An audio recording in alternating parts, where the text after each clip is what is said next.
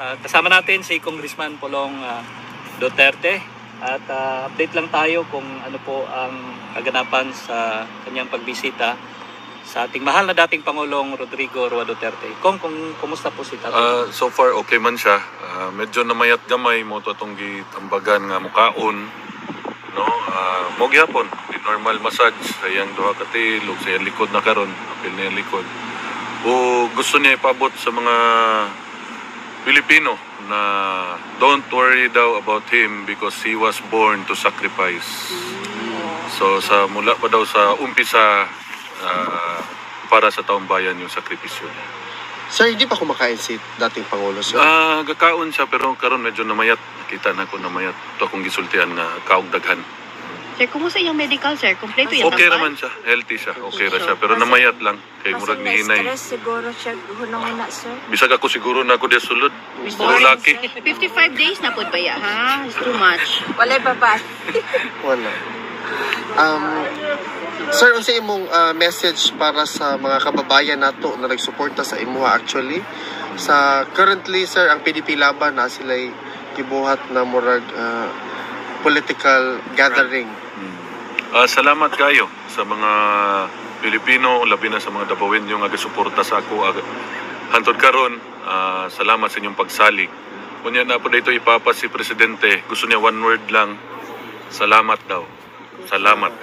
Ora daw, iyang ikasulti sa inyo. Wala siya additional kong sa maabot nga election.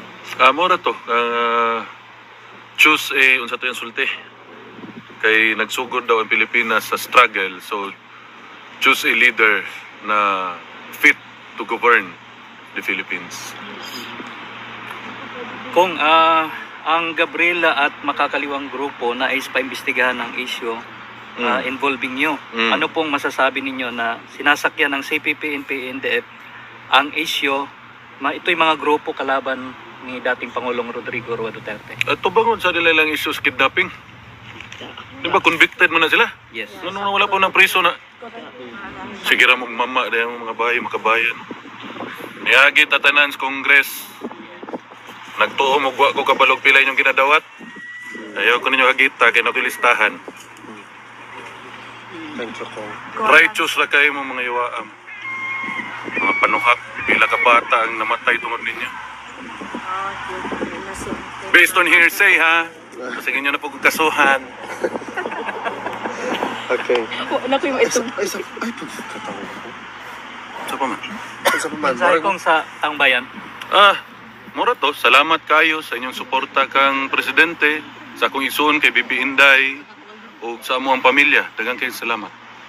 Pangayoon lang po namo nga padayon ang pagampo para sa health sa among amahan. Salamat kayo. Salamat ko. Sa day sekreto nimo kung anong nisamot daw kagkagwapo diri sa dahig? Gwapo man ang hig. Gwapong hangin. Anhi mo tanan diri para magwapo tantanan. Labi na na makabayan, di ba? Anad mo diri. Masabot ang kaputi. Anhi mo diri para magwapo mo. Mga pangita mo. Wala ito na dito sa mga Pilipino rin storyahan ng mga buisit. Sige ko. Salamat po. Last, Manana sila gibuhat kundi daoto ng Pilipino. Pila ka bata sa bukid ang inyong atik. Sige ko. Ha? Salamat Sure. ko. Hindi na siya ma-stress. Uy, hindi na ma-stress. Based on hearsay na po sa... Hindi na siya ma-stress. Masuko na po na mga abogado na yung mga comment. Salamat kong ha sa imong time karon kong matulad sa Duterte Forest ko. Di na, wala yung Duterte Park Forest na po. Ay, by the way, kana Nagkatawag ko ng mga security. regarding Ano wala, may Duterte nga forest ug park dito sa Pilipinas. Dari naan na hinuon sa hig.